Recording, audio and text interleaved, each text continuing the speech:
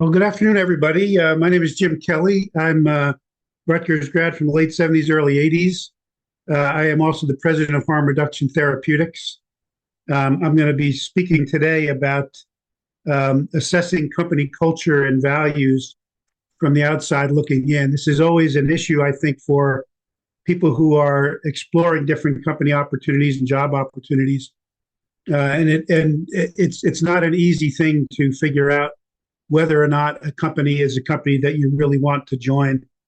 So I'm going to talk a little bit about company culture, why it's important in your selection, how do you assess it as an outsider, and I have basically four key steps that you have to go through to make a complete assessment of the company culture as best you can as an outsider. I'd encourage you to ask questions throughout. Please put them in the chat, and I can respond to them as we go. But I'll also have a question and answer session toward the end of my presentation, which will be relatively short.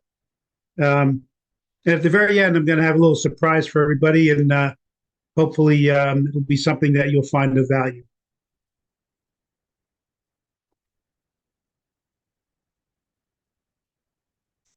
So the key question I think to start is what defines a company's culture?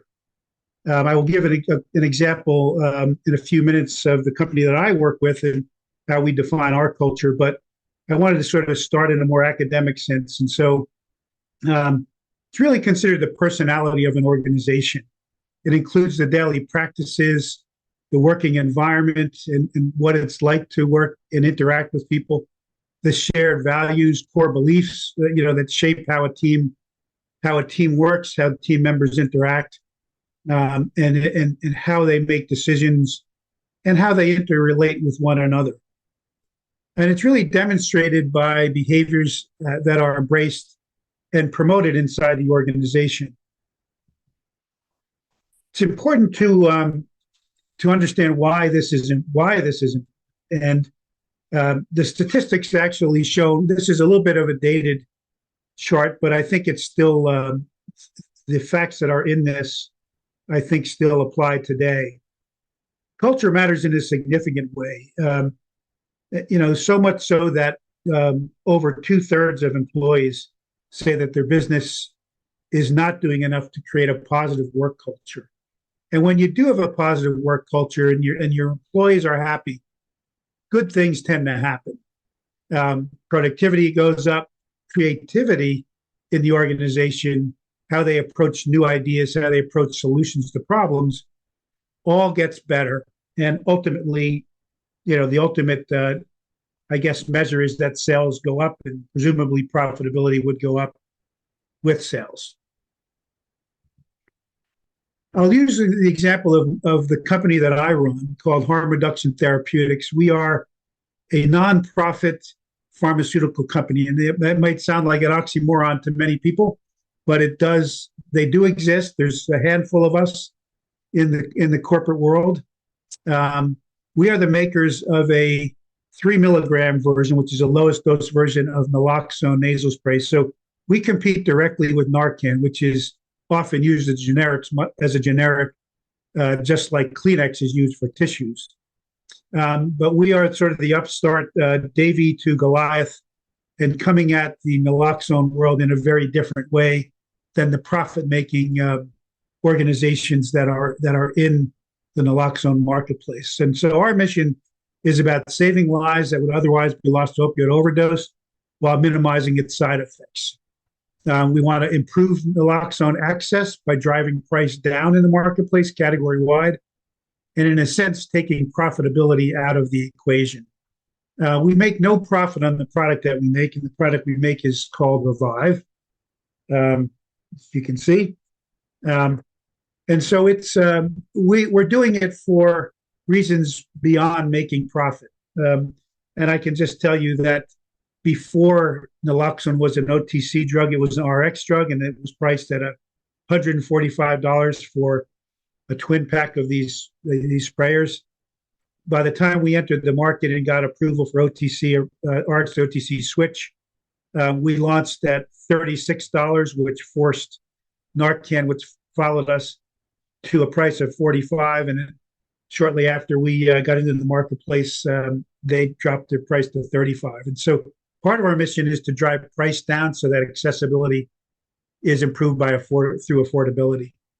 Our key driving value inside the company is we want to be fair and compassionate in everything that we do. So we have a compassionate dose product at 3 milligrams. It's less likely to induce what's called precipitated withdrawal, which is an agonizing process for the person who's overdosed, and at the same time is a very difficult process for the caregiver who's administered the drug. So everything that we do, and everything that we do is about compassion. It goes from the formulation that we make to how we interact with communities of people who use drugs. That's what PWUD stands for. And we work closely with organizations who are on the ground in very hard-hit drug areas in major cities and those kinds of areas. So we promote compassionate overdose practices.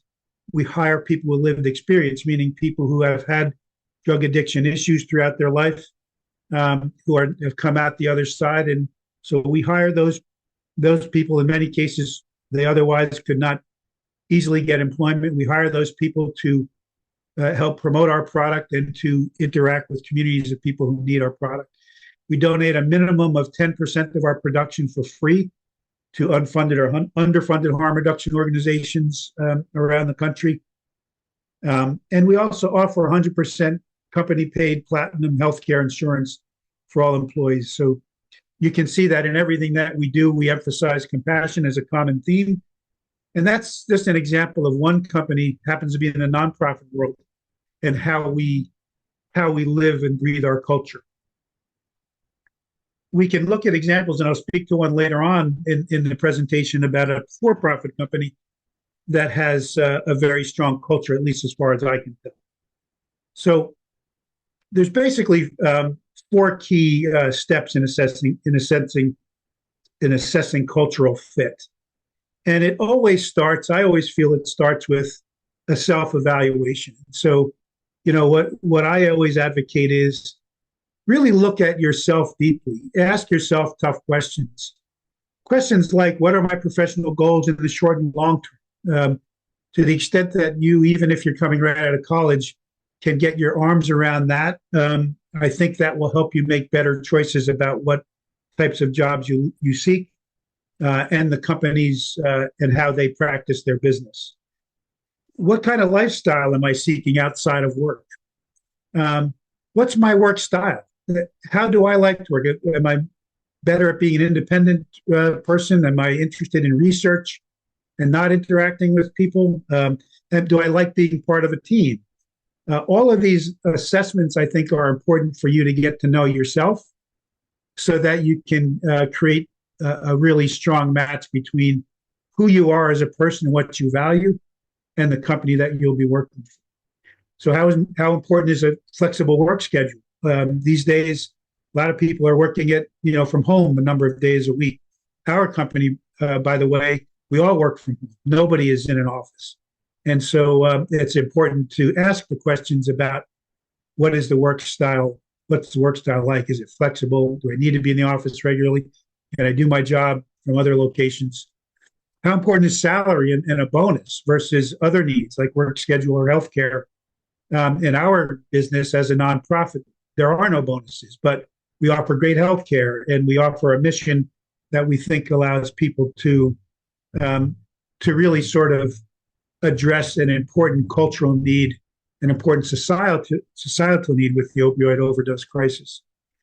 Are you seeking a small or large company? Small companies are very different, more hands-on, not as many training opportunities, more, work as you go, more sharing responsibilities. Is that something that suits you? They tend to be more entrepreneurial, where you're doing a lot more than a particular department or job function might define.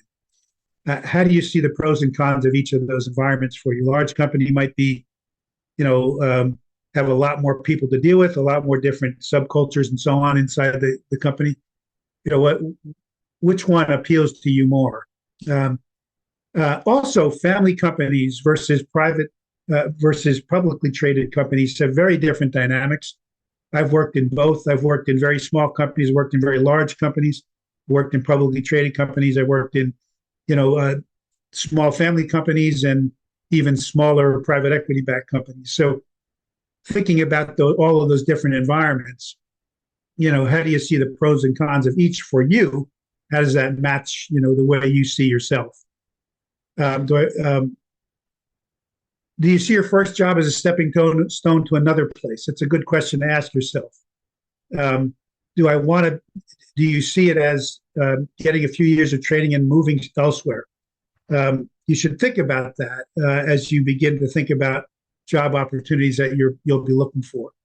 Are you open to working in the nonprofit space? There's different dynamics than in a for-profit organization. Offers different opportunities, different you know, different reward structures than in a for-profit space. So thinking about that and how it applies to you personally.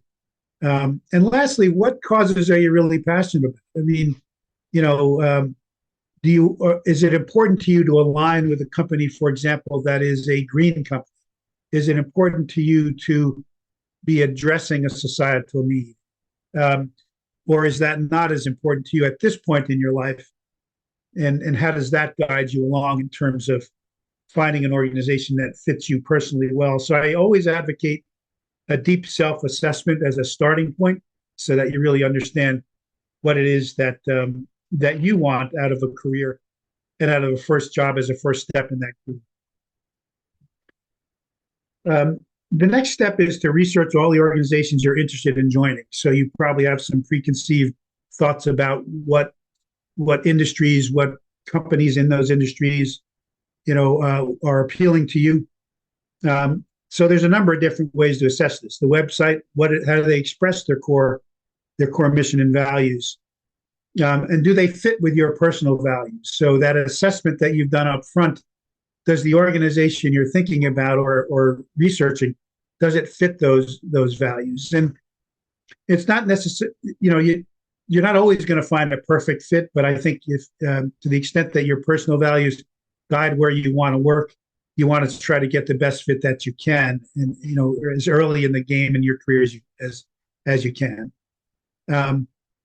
Also, when you look at social media, what's the tone and manner of their messaging? Is it tongue in cheek? Is it funny? Is it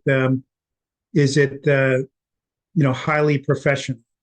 What are their blogs posts talk about? What kind of issues are they addressing? Those are all important ways to sort of assess, you know, the culture of an organization. Also, company reviews by employees. So, you know, sites like Indeed or Glassdoor are good sites to see what companies are saying about what's going on inside. I would caution you, though, to know that often you'll find disgruntled employees who will basically let out frustrations on these sites. So you want to take some of them with a grain of salt and try to sort of assess which ones are thoughtful and which ones are just sort of complaining. But they do, I think, give you some decent insights into what's going on inside a company, and also maybe some issues that you want to raise when you get to the interview stage. Trade journal articles are often really valuable as well, especially when they're the trade articles that interview leadership and often ask some telling questions about the leadership in the company and how they treat employees and so on. Company press releases are always good to look at. Look at what they're emphasizing. What's the story that they're telling, and how does that relate to the culture of the company? And I think lastly, there are a lot of sort of best company lists that are out there. I think they're worth looking at. I don't think that they're the be all and end all, but I do think that you can take advantage of what certain publications have already done in terms of research, and you know, use the research that they've done to help you assess culture of a particular company. The third step I would recommend is, you know, mining LinkedIn. It's a very deep resource if you use it well. You know, you can find information about companies and what they do, and notices that they're posting. The content that they're posting should give you some indication of what the company is, you know, is thinking about and what they're talking about and what they care about. Um, so I think that's important. I think you can find employees, you can find Rutgers alumni, which I think is critically important for you to consider.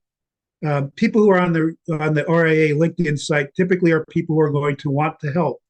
So if you reach out to them, you should get, I'm not saying in every case, but in most cases, you're probably going to get a person who's interested and willing to talk with you and wants to share their experience as a fellow Rutgers alum or a fellow Rutgers, student, former student, or a current student. So, um, so I think that's another thing that you can use LinkedIn for. And I think prior to any interview that you might take, I think you want to try the best you can to connect with those employees who are on LinkedIn and might respond to an inquiry, particularly those who are Rutgers alums who might be interested and willing to talk to you. And if you can, after you interview, I think it's always kind of interesting to, or maybe after you get an offer, to talk to current employees as well. Once you get an offer, usually connecting with current employees becomes an easier thing to do. Before you've gotten an offer, it's somewhat difficult sometimes to speak with current employees, but you can speak to past employees prior to an interview, and you can speak to current employees after you have gotten an offer or after you've had a round of interviews. I'd also ask, when you do make those contacts, does the company seem to have traditions, or especially in family-owned companies where they really started with a family interest? There's certain things and traditions that they do that are unique to them and you might not find in a publicly traded company. So I ask people, what are those? For example, one company I used to work for was always supportive of the local YMCA, and we would go and clean up a YMCA camp for a couple of days in the summer to get it, early summer, to get it ready for kids to go there. So that was kind of a unique thing to that particular company, and it does speak to their interests and the culture that they've created.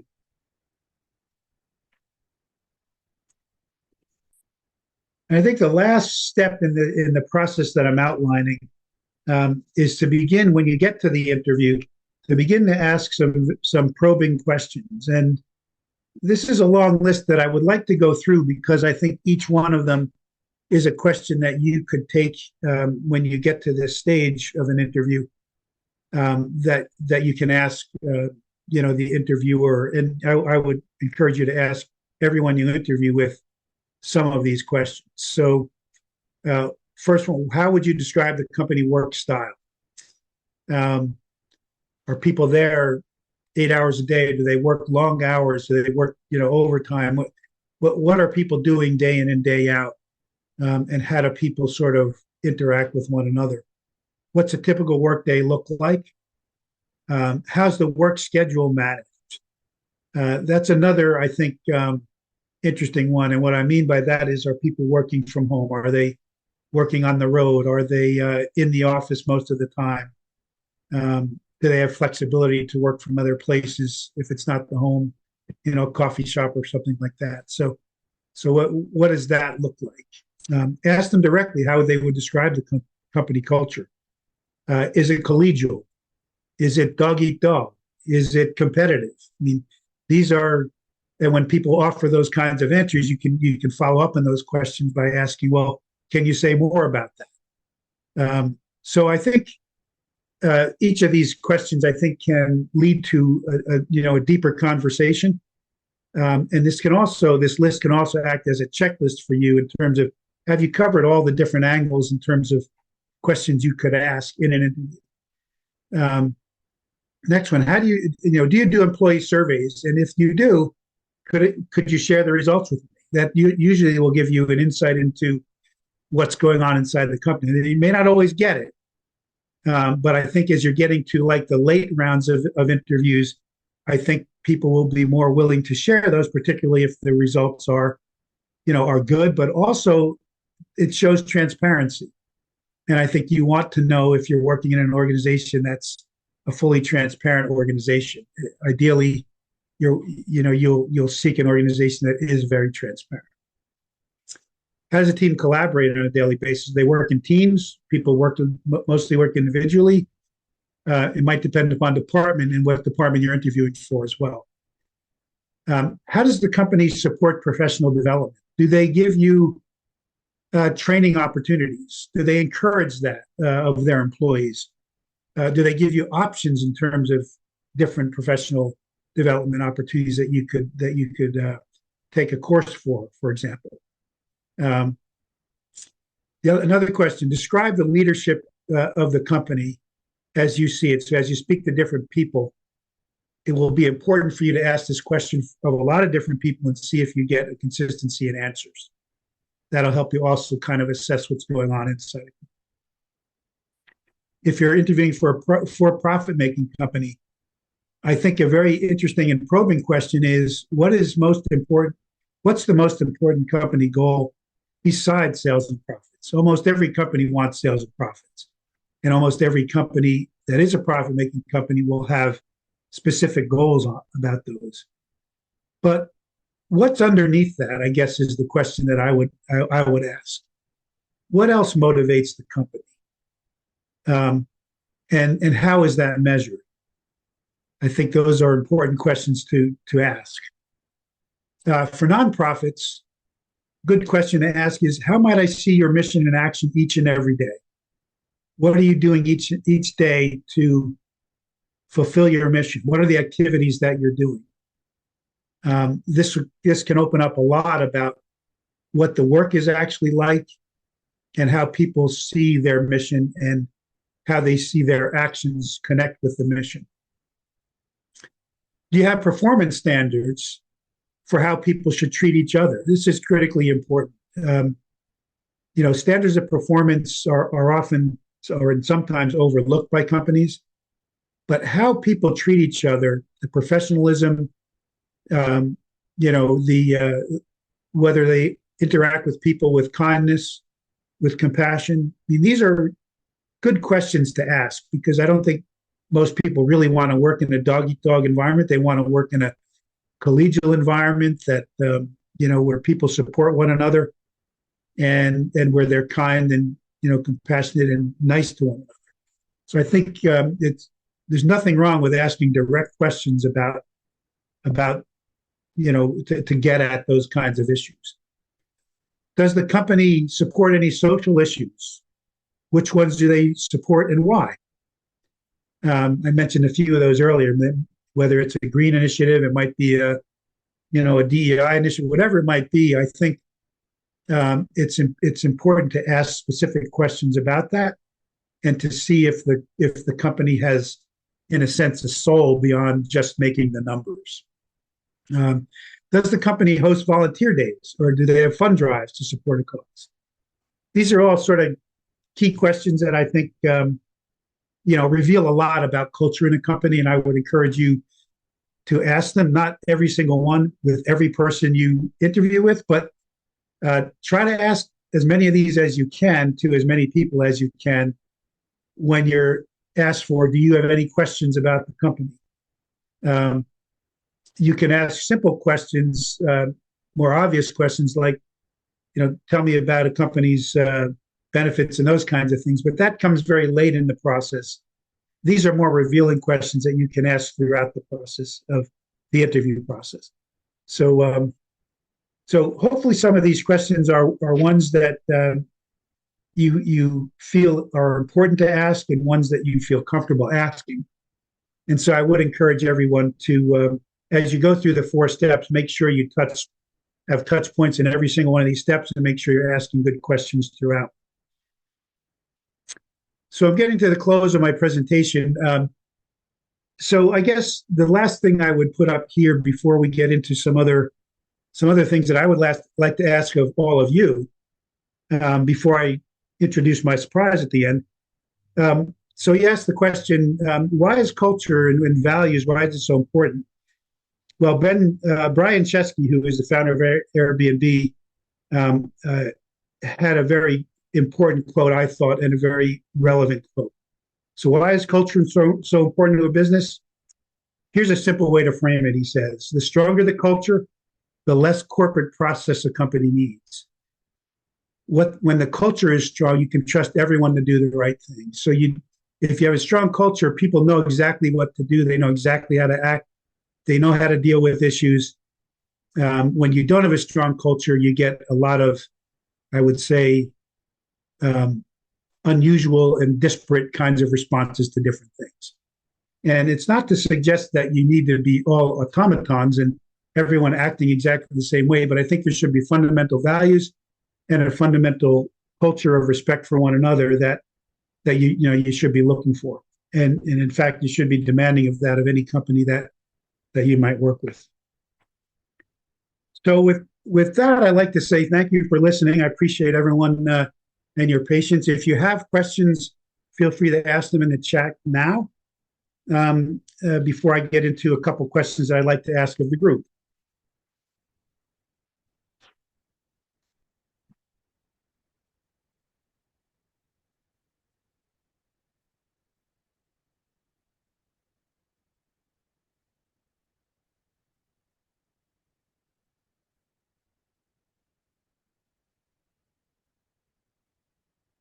Okay, if there are no questions, I'd like to just proceed with a couple things I'd like to ask each of you. So the first thing I just want to remind everyone of is that we've had a number of these different sessions over the past 2 to 3 years. Here's just a few of them, and they're logged in on the Rutgers Alumni Association YouTube channel. We've done Networking 101. We've done some work on the campus interview process. We've done a session on LinkedIn. Part of the cold call introduction was another one, aligning skills to job application requirements. So please, use the QR code or look on the RIA LinkedIn site. I'm sorry, YouTube channel, and you can get videos of all of these discussions that we've had over the last several years. I would like to ask the group, though. We have been discussing among the group that's putting on most of these webinars. We have a bunch of topics that we're thinking about. We'd like to ask you if you could weigh in on some of these topics. So one thing we're thinking about is setting up mock interview sessions that we could do sort of in one-on-one kinds of sessions. If that would be of help to you, the art of ending your internship is another topic we've talked about. Resume writing 101 is a topic that we've discussed. How to marry your passion to your career. We touched on that a little bit here in this conversation today. I think culture should reflect to a degree your passions, and how does that sort of connect to your career objectives and companies you seek. Another area that we're interested in is in-depth industry insights. So if we were to bring in industry veterans who are Rutgers alumni who could talk about different industries, whether it be healthcare, could be information management, could be education, hospitality, entertainment, pharmaceuticals, banking, whatever it might be.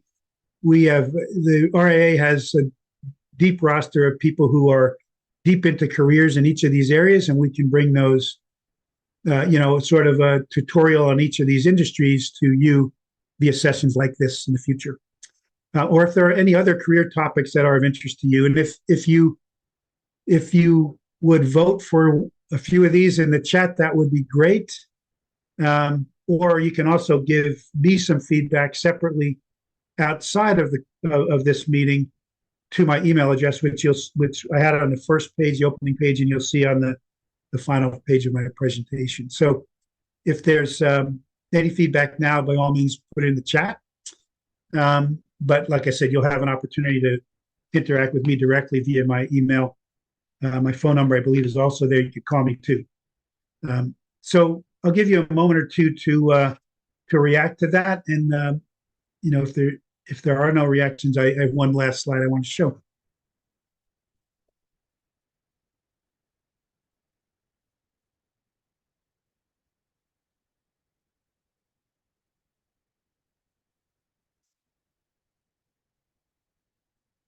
Okay, I see Dana just reacted. She likes the topics. We can send a poll to the registrants as well afterwards, which we're happy to do. if that would be of help.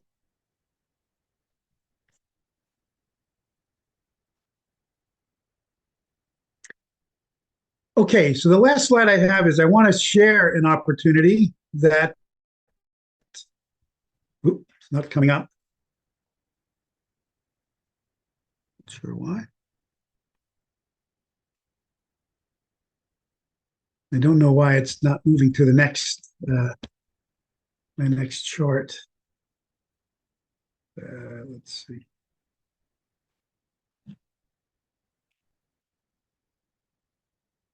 Well, for some reason, it's not advancing, so it'll be harder for me to share this idea with you. But I do have a job lead that I wanted to share with everybody. I think this, if anyone is interested in it, please send me a email directly. It's a company by the name of NewRez. It's I'll call it a financial services company. They are actively looking for people who are closing out their final semester at school. So they're looking for recent college graduates and are very interested in students who are not in the workforce yet and actually graduating in May. It's an interesting opportunity where you immediately go into a training program for a year that then leads you into different opportunities inside the company. So it's really a unique and an exciting opportunity, I think, for someone who might be interested in that particular industry. But since I can't seem to share it for some reason, it will be available in follow-up, and it'll also be on, hopefully we can get it onto the presentation onto our RAA site at some point, so you can take a look at it. So that's all I had. I thank you all very much for, I can't even put up maybe if I can go back to my original chart. It's not moving at all. So I can't even go back to my original chart, but I will give you my email address, jkelly@harmreductiontherapeutics.org. It's a long one, so I'll say it again slowly. J Kelly, Kelly, at harm, HARM, reduction, REDUCTION, therapeutics.org. So you can always send me an email. I can share that job opportunity with you. Okay, if there's no other questions or comments in the chat, I think we can close out our session for today. Thank you again. Thank you very much for attending and listening. Thank you.